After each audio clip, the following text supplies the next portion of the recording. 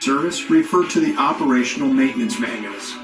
Information on the operation and maintenance functions for the components such as the pump, pressure governor, and foam systems, along with other options, is provided in either the Pierce manuals and or other manufacturer support information delivered with the apparatus.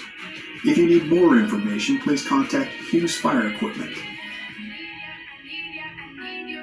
Congratulations, Missoula, Montana on your new Pierce Fire apparatus, job number 39794. Please utilize this 5-digit job number when referencing your apparatus with Hughes Fire Equipment and Pierce Manufacturing. We'll get started on a brief orientation of your new apparatus. First, let's take a look at the side of the vehicle from the driver perspective. Quick look at the front cab area. Moving on to the body section area.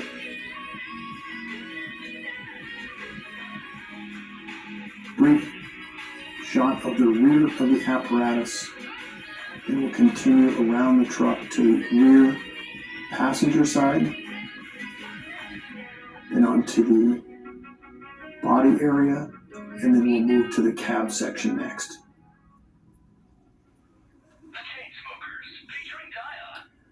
Let's get started at the front bumper area, where you'll find on the officer side a notched mechanical siren.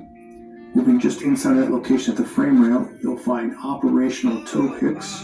These are designed for 6,000 pounds direct pull and are not intended for towing.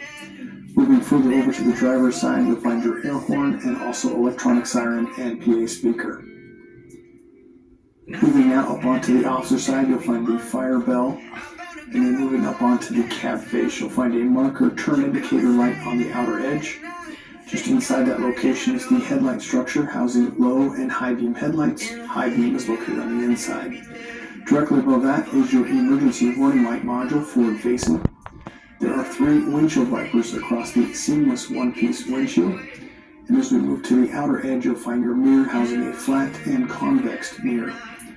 Moving to the brow of the apparatus, you'll find 5 identification clearance lights. And then located directly in the center, you'll find a forward-facing floodlight. And onto the outer edge, you'll find your emergency warning light bar.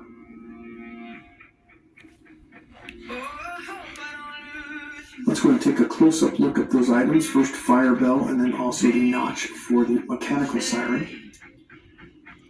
Storage location here for hose with dry deck material. Directly behind the Pierce logo is where you'll find the latch for opening the hood of the apparatus. Onto the offer side, you'll find the fill location for your windshield wiper fluid. Moving to the driver's side, you'll also find the location here. The white container is for your overflow for your radiator. On the rear wall is where you'll find instructions for raise and lowering the cab. You'll also find a switch that's a hidden switch located here for unlocking the vehicle doors. A push button remote for your activation of tilting, and then also your power steering.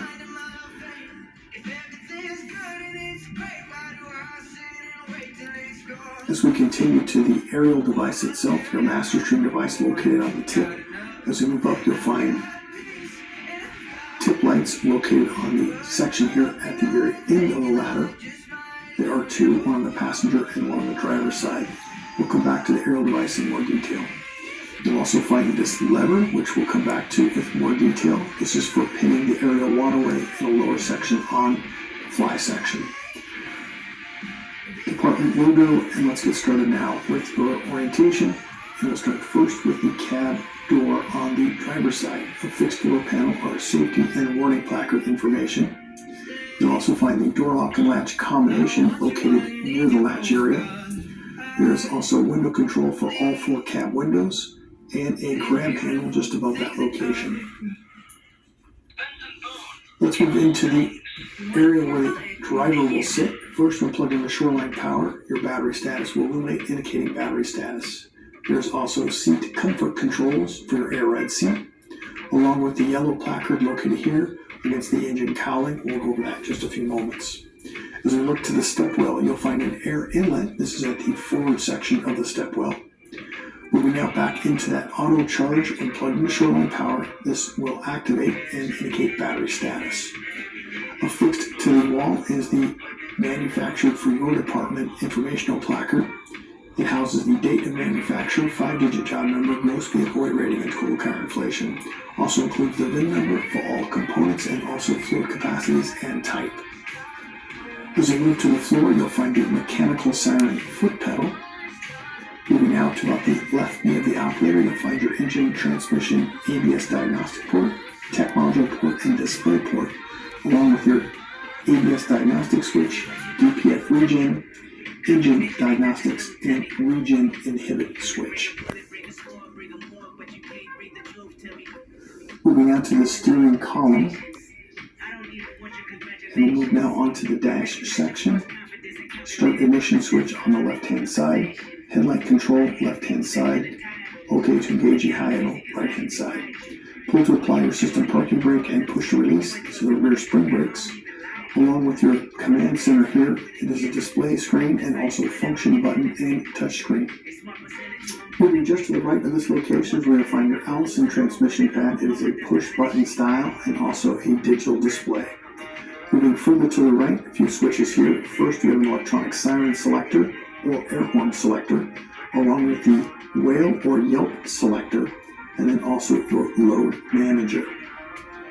As we move just down from this location, you'll find your engine brake on and off, settings for low, medium, and high, a radio push to talk, front wheel lock, and mirror heat. Moving further to the right, we've got some caution and warning placard information. Please familiarize yourself with these, along with generator operating instructions. Just above that location, we'll find your mirror control for both left and right mirror. Moving now to the forward section to the air conditioning and climate control. Overhead, you'll find the yellow placard just over the driver's space. We're going to find the height of the vehicle, which is 11 feet 10 inches. The length of the vehicle, 39 feet 2 inches. Gross vehicle weight rating, 57,500 pounds. If you make any adjustments that may alter this, please update the placard for the operators.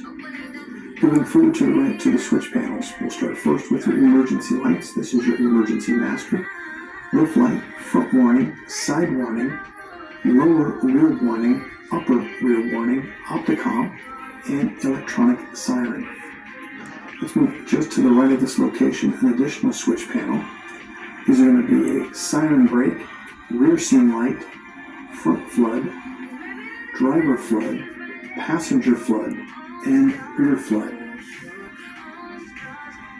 Again, slightly to the right, you'll find your aerial master, aerial PTO, generator PTO, and stabilizer camera. You'll also find right next to that the siren control module and PA speaker system. As we move to the center overhead area, you'll find this warning placard indicating do not move your apparatus if light is flashing. You may have a compartment or door open. Moving now directly behind the driver's seat is plugged into Shoreline Power. This is your battery charger, which will maintain battery status. Moving to your wheel, where you'll find a Goodyear tire. Directly behind the driver's seat, we have an additional access door here. There are two shelves located here and LED lighting.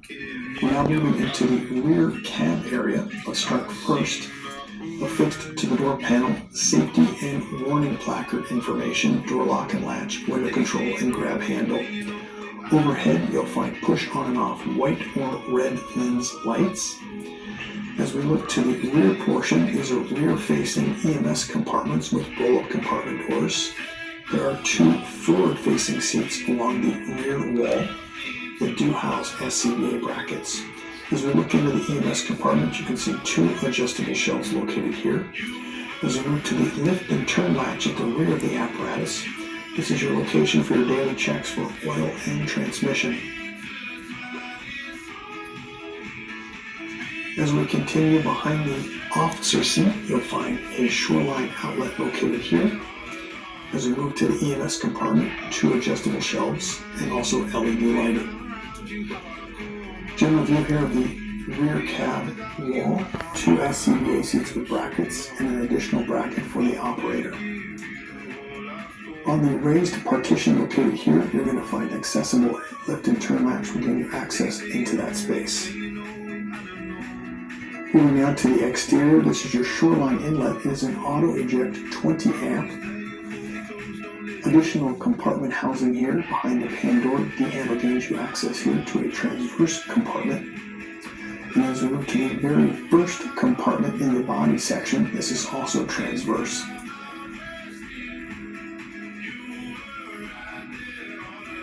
I'd also like to point out a warning: only trained personnel should operate this piece of equipment. That's only after proper training. As you can see in the first compartment here, we do have a pull-out tray release located on the lower right. As you move to the next compartment back, you'll find 2 adjustable shelves and LED lighting. In this compartment, you'll find the generator module. Also, you'll find the G1 generator panel module here, along with the breakers located in the lower section. Each of these are individually labeled. Moving now to the outside, this is the stabilizer, pointing out this warning placard here because of the movement of that stabilizer is possible. A few items within this. KKBU, HD1 Stevensville, Missoula, and translator K2878. Move to the forward section. This will be an image of the SCB bottle storage unit. So it's located here with a junction.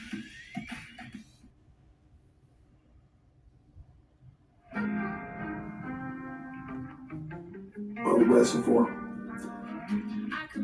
Images along with engine with the cab tilted.